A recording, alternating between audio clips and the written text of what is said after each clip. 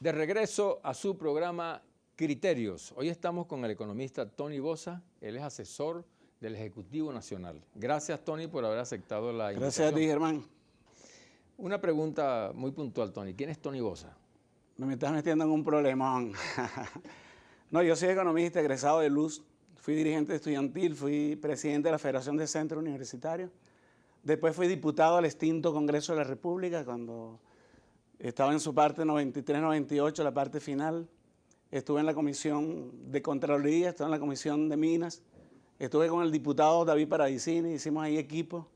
¿En qué año fue eso? Eso fue en el año 93-98. Ese fue el periodo ese, que fue el último periodo del Congreso de la República. Después de eso me he dedicado a cuestiones particulares, he estado ejerciendo la economía y después en el último año he estado de asesor de la Presidencia de la República. Excelente, Tony. Mira, me dicen que, bueno, que tú has intervenido mucho en lo que es las medidas económicas estas, por lo menos has asesorado con relación a lo que es las medidas que recientemente dictó el presidente de la República. ¿Qué suponen esas medidas económicas, Tony?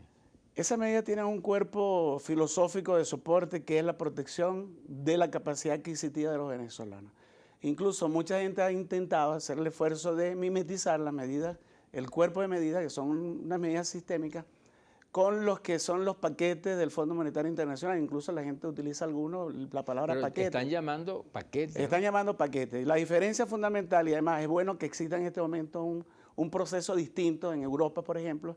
Tú el caso de Grecia y ves el caso de España, y el paquete, que en ese caso sí es un paquete, tiene primero, como primera situación, resolver problemas de déficit fiscal. Y eso implica reducción de salarios, desempleo galopante. El desempleo en Grecia juvenil pasa del 50%, en España está por encima del 45%, las pensiones se reducen, se eleva la edad para que la gente pueda acceder a las pensiones. En cambio, ¿cuál es el espíritu de las medidas, del sistema de medidas que el presidente anunció? Uno, la protección de la capacidad adquisitiva del pueblo. Pero con la inflación que tenemos, ¿es posible mantener ese poder adquisitivo? Absolutamente, fíjate, salvando el último año, que fue el año más duro y debemos reconocerlo autocríticamente, el economista José Gregorio Piña tiene un estudio con todas las cifras del Banco Central de Venezuela, con la inflación que se ha dado en los últimos años, y todo el tiempo, creo que hay 33 aumentos salariales en los últimos 10 años. Todo el tiempo los aumentos salariales han estado por encima del acumulado de la inflación. Pero eso no crea más inflación. Es lo que dice, por ejemplo, los mecanismos de la economía actual. Sí. Mientras más incrementa los sueldos, más inflación puede, porque hay más circulante en la economía nacional. Claro, esa es una teoría relativa. Recuerda que las leyes de la economía no son leyes exactas, son leyes que están sujetas a lo que los economistas llaman ceteris paribus, es decir, que el resto de las condiciones se mantengan estables. Si bien es cierto que una liquidez puede producir inflación, en el caso venezolano, nosotros tenemos que cuidar. Es preferible vivir con un nivel de inflación, y los economistas así lo recomiendan, en el caso, por ejemplo, de Joseph Stiglitz, que vivir con recesión. ¿Qué pasa en Europa? Porque hay que comparar, ¿no? Como no tenemos un laboratorio, esto no es una ciencia exacta, nos permitimos comparar. En Europa han hecho el ejercicio que el Fondo Monetario les plantea, que es reducir salario, congelar, reducir salario. ¿Cuál es el resultado? Recesión. El resultado incluso es el contrario. Claro, pero aquí dicen que hay recesión con inflación. Con inflación, eso es lo que los economistas llaman estanflación. Pero hay una cosa sui generis. En Venezuela conviven dos economías. Una donde el venezolano puede acceder a una serie de bienes costosísimos en otras partes, como la salud, por ejemplo, la educación, la cultura.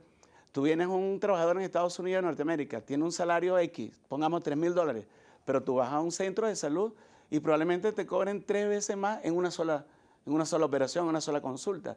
De tal manera que estamos hablando que hay dos economías, una que es la que promueve el Estado de bienestar y otra que es una corriente especulativa, que es la gran distorsión que el Estado precisamente con esta medida pretende resolver. Pero en este momento, Tony, que sabemos que hay una crisis sumamente severa, producto que el aparato productivo está muy deprimido, ¿no influye eso en las medidas que tú estás proponiendo, por ejemplo? Bueno, fíjate, hay dos formas de ver el asunto. Uno, si tú le inyectas liquidez a la economía especulativa, indudablemente va a haber inflación.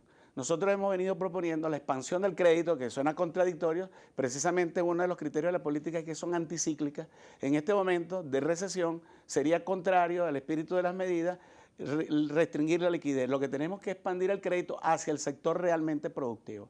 Si tú expandes el crédito productivo y esa liquidez Porque ¿cuál es la diferencia entre un país que tiene todas sus capacidades desarrolladas y un país como el nuestro que tiene una capacidad ociosa en el parque industrial que en vez de producir inflación te puede permitir incrementar la producción interna, que es la apuesta que está haciendo el Ejecutivo? Yo creo que las medidas van orientadas a eso. La liquidez, si se orienta al gasto final, produce inflación. Si se orienta al gasto de inversión en toda la cadena productiva, estamos apostando a que de allí se va a generar un proceso, por un lado, de sustitución de importaciones, ahorro de divisas y de incremento del aparato productivo. Esa es una pregunta que también nos hacen, ¿no?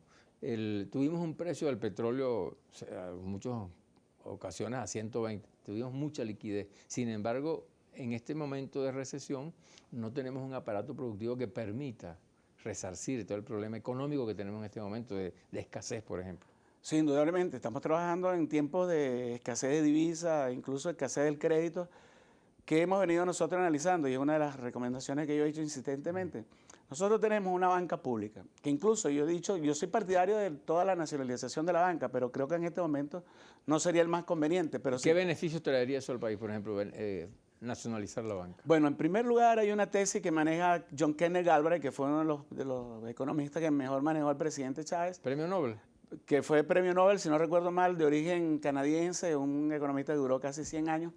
Él habla de que precisamente la banca crea crédito de la nada. La banca puede, si una banca tiene 20 bolívares, puede generar crédito hasta por 100 bolívares, y eso no es malo, eso es como funciona la banca. Nosotros tenemos una banca pública que debería orientar toda esa capacidad de generación de crédito precisamente hacia el sector productivo, apostar a los pequeños y medianos empresarios. Nosotros tenemos cifras de la Organización para la Cooperación del Desarrollo Económico, y en Latinoamérica entre el 70 y el 90% del empleo lo producen los pequeños y los medianos empresarios. Incluso yo diría que aquí el gran capital ha estado en contra de los pequeños y los medianos empresarios. El gobierno tiene un gran aliado en ese sector y las comunas productivas. Yo creo que la coyuntura no tiene por qué hacer que el Ejecutivo abandone las banderas del socialismo, todo lo contrario. Creo que es una coyuntura donde podemos concertar fuerzas. Nosotros estamos planteando que es necesario un diálogo, no tengo la menor duda de eso, pero en términos de planes concretos. Vamos a intervenir tales cadenas productivas, vamos a obtener tales resultados, vamos a sentarnos y vamos a producir, vamos a trabajar juntos. ¿Tú crees posible que entre el sector privado y el sector público haya una colaboración en función de resolver el problema económico en Venezuela hoy? Creo que la crisis es nuestro gran aliado. Creo que la crisis está obligando a que aquellos actores del sector, porque además el sector privado, Germán, no es un cuerpo monolítico. Creo que ahí hay diversos sectores, unos que son incluso víctimas de otros.